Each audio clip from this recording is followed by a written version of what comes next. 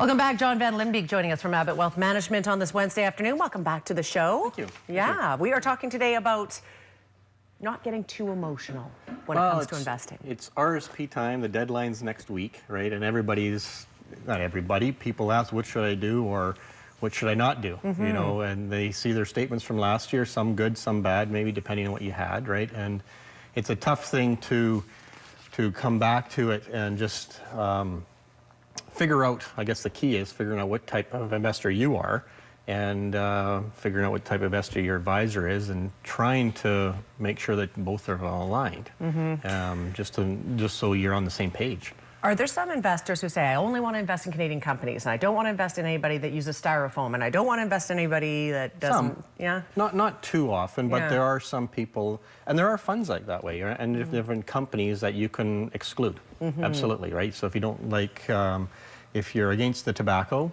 fine. If you're against maybe the alcohol companies, that's okay. If you don't, so you can do that, absolutely. So it's a little harder depending on the account size, but there are options for people that really only want to focus on a specific area.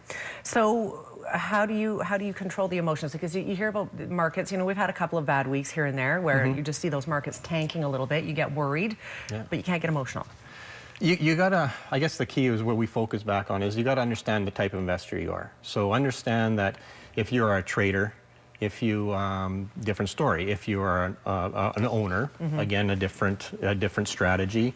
If you're a speculator, again, a different strategy. You really gotta, people don't know that, but it's our job to pull that out and try to figure out what type of investor you are, because that advisor may not be the best person for you, right? So if the advisor is not a trader, then don't ask them to trade, kind of thing, right? The two aren't aligned, and you're not going to, it's like oil and water, it's just not gonna work out. Okay, trader, speculator, owner, you can't be all three. You can't be all three. You have to figure out what you are. Even being an owner of a company, CN Rail being part of that, or Fortis, or something like one of those big, bigger companies. At sometimes those will look wrong in regards to a statement that the regulatory bodies have to say we mail out. So then you start second guessing yourself, and then all of a sudden you'd say, well, I like that over there now because that did better last year, and then you jump over to that. And then that doesn't, maybe there's no substance, maybe who knows what happened there last year. And then that goes down this year, and then the thing you own this year goes up, so you get into this never-ending cycle, and it's a vicious spiral down usually, right? And it's tough to figure that out, to make sure that whatever you want to do is what your advisor does, and make sure those two are aligned.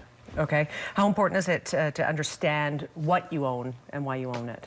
Well, we think it's critical. I mean, especially on times when it's when you are looking at a tough year like we had last year, to some degree, not everything, but Canada was really in the penalty box last year. So if you don't understand what those companies are, again, a tendency is to say, well, I look at it, it's down, it's broken, got to fix it. Whereas if you pull back those layers and say, okay, hold on a second here, let's take a look at what's behind the numbers point of view, and then that will give you a better chance of holding a course, possibly. If you are an owner, if you are a speculator, different story. If it's down, it may need to be sold, right? So you really have to focus on those companies, and that's what we try to do with our clients, and making sure that people understand, they know what's in there. Not everything, they don't have to know everything that's in there, but the general principle behind it, and then going from there. Okay, and then some key points you want people to remember. Long-term investment success requires long-term discipline. It does, and that's where it comes down to making sure you always take a look at 5, 10, 15 years. We talked about planning before. That's where the planning comes in.